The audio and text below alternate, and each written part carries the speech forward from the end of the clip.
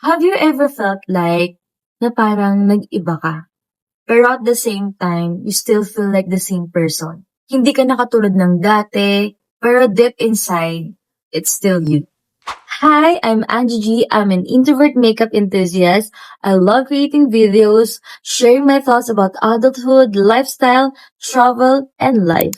Today's diary vlog is about something very close to my heart. Sometimes we think na kapag nagbago na tayo ng gusto, ng passion o direction natin sa buhay, akala natin hindi na tayo yun. Pero what if I told you that you're not changing to someone else? You're just discovering more about yourself. Hindi mo binabago kung sino ka.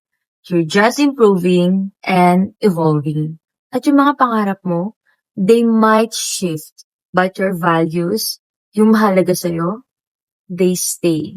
Alam mo, I used to be super shy. Coming from a broken family, na sobrang hirap mag-open up. Walang buong support system, laging may kulang. Pero nang 18 or 19-year-old ako, I discovered makeup.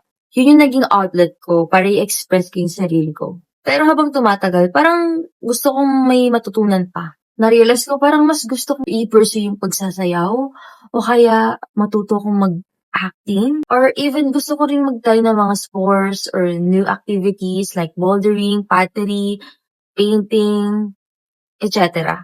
And now, at 26, to be honest, I'm still figuring things out.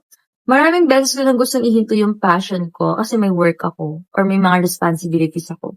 Pero in every phase, from being alone to having a group of friends, to being alone again, from trying one hobby to giving up and to try again, you know what? I learned that you don't need to have everything figured out to keep evolving.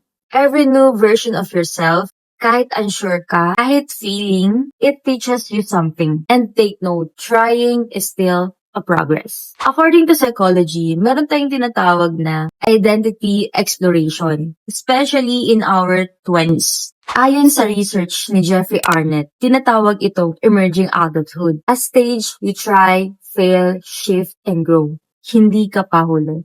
It's normal to feel lost, to shift goals, or even to start again. The key is intentional growth. Pag alam mong paunti-unti, then you're growing in your own terms. Believe me, you're still you.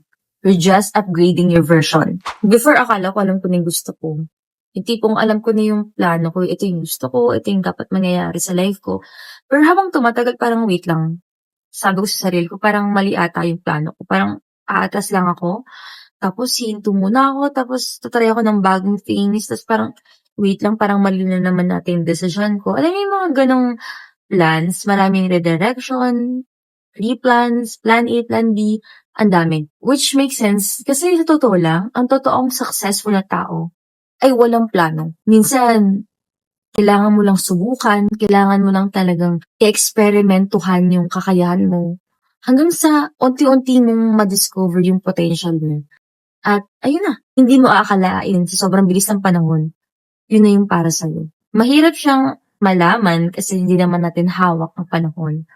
But as long as you know yourself, you allow to embrace the progress, the process, then I think that's a part of growing. If you're in your late 20s like me, and sometimes you feel stuck, confused, or scared to try, just remember this. You're not failure, you're not behind, you're simply evolving. Same soul, same heart, different version. Which means you're allowed yourself to grow. You're allowed to change your path without changing your essence. Keep trying, keep discovering, keep loving the process. Know that you're doing better than you think. If this vlog resonates you, share it with someone who might need this reminder. If on your own rediscovery, kwento mo naman sa comment section. This has been Diary Vlog number 8.